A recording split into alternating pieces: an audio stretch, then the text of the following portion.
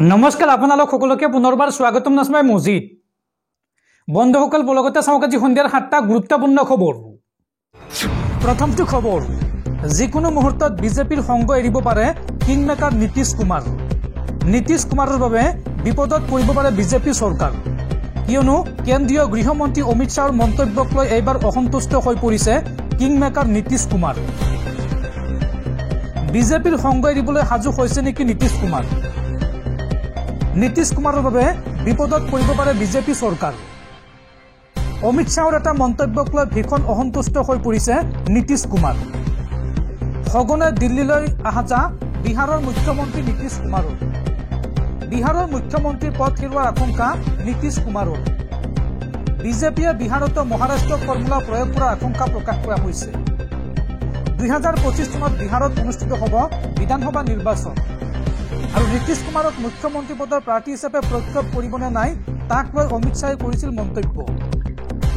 মুখ্যমন্ত্ৰী কোন হ'ব সেয়া পাৰ্লিয়ামেণ্ট কমিটিয়ে সিদ্ধান্ত ল'ব বুলি মন্তব্য কৰে কেন্দ্ৰীয় গৃহমন্ত্ৰী অমিত শ্বাহে।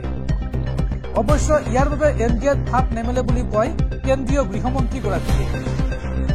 আৰু কালি পুনৰ দুদিনীয়া কাৰ্যসূচীৰে দিল্লীলৈ পুনৰ ৰাওনা হৈছে বিহাৰৰ মুখ্যমন্ত্ৰীগৰাকী আৰু এনডিএৰ কেইবাগৰাকী নেতাক সাক্ষাৎ কৰিব নীতিশ কুমাৰে।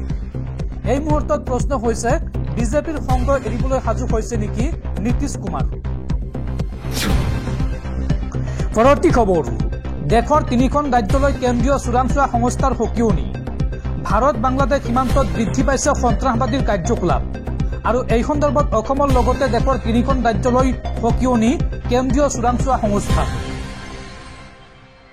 অসম, ত্ৰিপুৰা আৰু পশ্চিমবংগ কেন্দ্ৰীয় চোৰাংচোৱা সংস্থাৰ সকিয়নি। ভাৰত বাংলাদেশ সীমান্তৰ 10ৰ পৰা 15 কিলোমিটাৰৰ ভিতৰত বৃদ্ধি পাইছে সন্ত্ৰাসবাদীৰ কাৰ্যকলাপ। মানুহৰ বসতি বৃদ্ধি কৰি সাজিছে অবৈধ দুৰ্গ। দুখীয়া মুছলমান শিক্ষাৰ্থীক মাদ্ৰাছাত পঢ়িবলৈ বাধ্য কৰোৱা হৈছে। ISR সহায়ত সন্ত্ৰাসবাদী গোট আনচাৰুল্লাহ বাংলা টিম চমুকৈ ABT অধিক সক্ৰিয় হৈ পৰিছে আৰু শেহতীয়াকৈ ABTৰ কেইবাগৰাকী সদস্যক গ্ৰেপ্তাৰ কৰিছে অসম আৰক্ষীয়ে।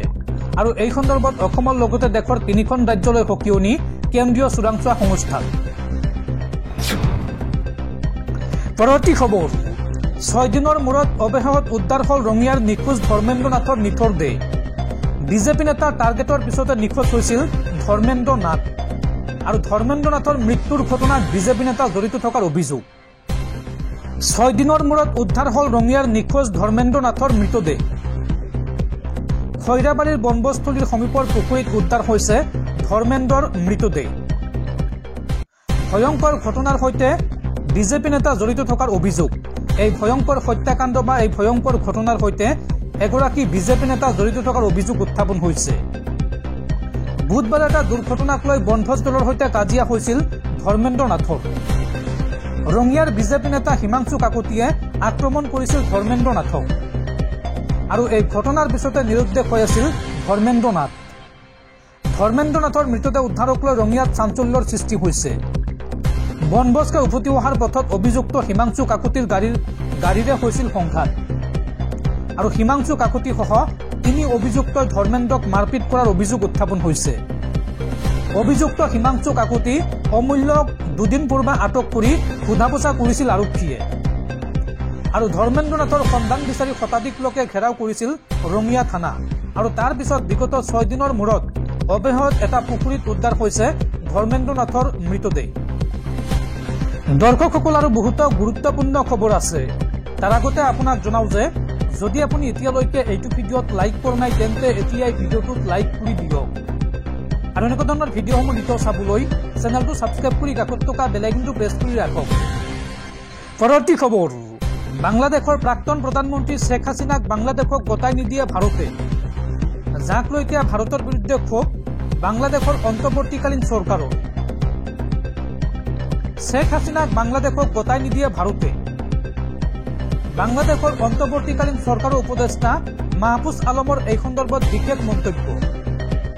মিত্ৰ ৰাষ্ট্ৰসমূহৰ সৈতে স্বাভাৱিক সম্পৰ্ক ৰক্ষা কৰাৰ পক্ষপাতী বাংলাদেশ। সেইবুলি কোনো দেশৰ বহতীয়া হৈ নাথাকে বাংলাদেশ চৰকাৰ। দ্বিপাক্ষিক সম্পৰ্কৰ ক্ষেত্ৰত কোনো ধৰণৰ হঠকাৰী সিদ্ধান্ত মানি ল'ব নোৱাৰি বুলি মন্তব্য আলমৰ। শেখ হাসিনাক উভতাই বিচাৰি দিল্লীলৈ কূটনৈতিক পত্ৰ লিখিছিল বাংলাদেশে আৰু বাংলাদেশৰ এই পত্ৰৰ প্ৰাপ্তি স্বীকাৰহে কৰিছিল দিল্লীয়ে। শেখ হাসিনাক উভতাই দিয়া সন্দৰ্ভত স্পষ্টীকৰণ দিয়া নাই ভাৰত চৰকাৰে। ভাৰত চৰকাৰৰ এই স্থিতিত এতিয়া ক্ষোভ প্ৰকাশ কৰিছে মহম্মদ ইউনুছ নেতৃত্বাধীন বাংলাদেশৰ অন্তৰ্বৰ্তীকালীন চৰকাৰে। উল্লেখযোগ্য যে বাংলাদেশৰ সৈতে ভাৰতৰ আছে বন্দী প্ৰত্যাৰ্পণ চুক্তি আৰু এই চুক্তিৰ আধাৰতে শেখ হাসিনাক বিচাৰিছে বাংলাদেশে। বাংলাদেশে দিয়া পত্ৰৰ আইনী বৈধতা সন্দৰ্ভত এতিয়া পৰ্যালোচনা কৰিব ভাৰতে আৰু যাৱতীয় পৰ্যালোচনাৰ অন্ততহে ভাৰতে শেখ হাসিনাৰ প্ৰত্যাৰ্পণ সন্দৰ্ভত সিদ্ধান্ত ল'ব আৰু এই সন্দৰ্ভত মাহফুজ আলমৰ মতে ভাৰতে শেখ হাসিনাক প্ৰত্যাৰ্পণ নকৰাৰ সিদ্ধান্ত লৈছে। উল্লেখযোগ্য যে বিগত 5 আগষ্টৰ পৰা শেখ হাসিনা ভাৰতত আশ্ৰয় লৈ আছে আৰু শেখ হাসিনাৰ অৱস্থিতি সন্দৰ্ভত সকলো কথা গোপন ৰাখিছে ভাৰত চৰকাৰে। পৰৱৰ্তী খবৰ, দেশৰ ক্ৰীড়াপ্ৰেমীলৈ বেয়া খবৰ। মেলবৰ্ণ টেষ্টত পৰাস্ত টিম ইণ্ডিয়া, 184 ৰানত জয়ী অষ্ট্ৰেলিয়া। ভাৰতৰ সন্মুখত 340 ৰানৰ লক্ষ্য বান্ধি দিছিল অষ্ট্ৰেলিয়াই আৰু 155 ৰানতে অল আউট টিম ইণ্ডিয়া। জয়েৰে শৃংখলাত 2-1 অগ্ৰগতি অষ্ট্ৰেলিয়া। পৰৱৰ্তী খবৰ, আপৰ মুৰব্বী অৰবিন্দ কেজৰিৱালৰ বৃহৎ ঘোষণা।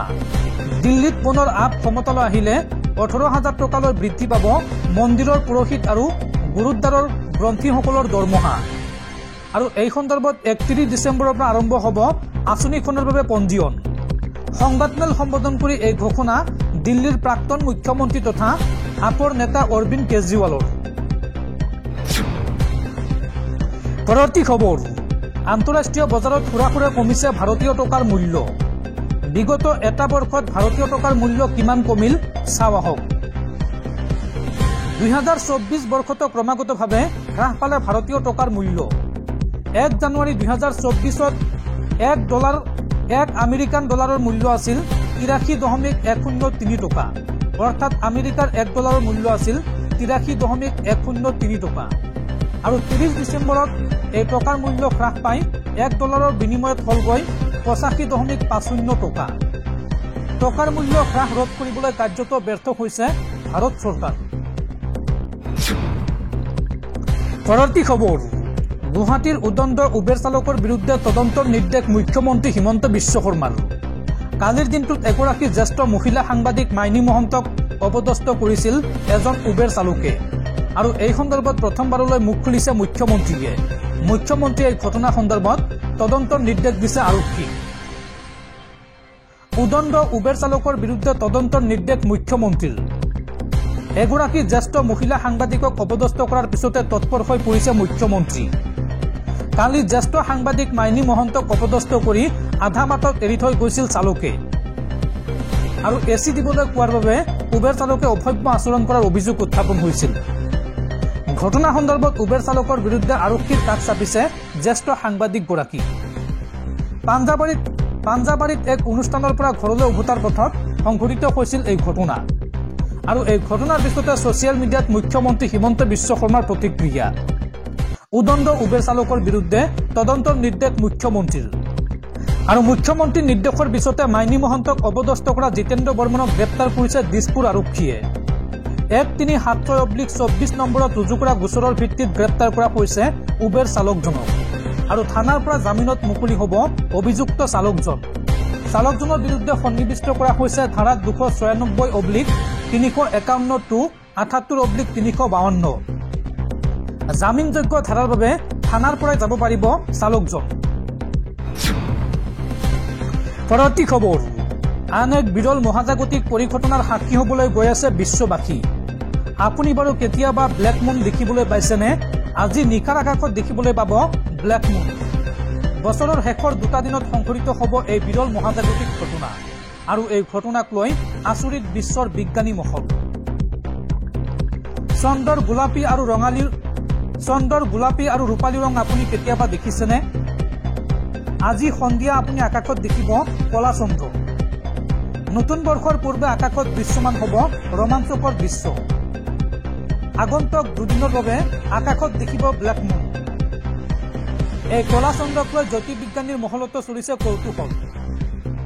বিশ্ব ব্ৰহ্মাণ্ডৰ ভিতৰত মহাজাগতিক অদ্ভুত পৰিঘটনা ঘটিব আজি আৰু কাইলৈ। বিশ্বৰ কোন কোন প্ৰান্তৰ পৰা প্ৰত্যক্ষ হ'ব এই ব্লেক মুন, চাওঁ আহক। আমেৰিকা, ইউৰোপ, আফ্ৰিকা আৰু এছিয়াতো দেখিবলৈ পাব ব্লেক মুন। ভাৰততো কাইলৈ পুৱা 3 বজাত আকাশত প্ৰত্যক্ষ হ'ব ব্লেক মুন। এই আকাশী পৰিঘটনা বিৰল বুলি ব্যাখ্যা কৰিছে জ্যোতিৰ্বিজ্ঞানীসকলে। 33 মাহৰ ভিতৰত এবাৰ দৃশ্যমান হয় এই কলা চন্দ্ৰ। কিন্তু বছৰৰ এই শেষৰ 2টা দিনত সংঘটিত এই ঘটনাক লৈ এতিয়া আচৰিত বিশ্ববাসী।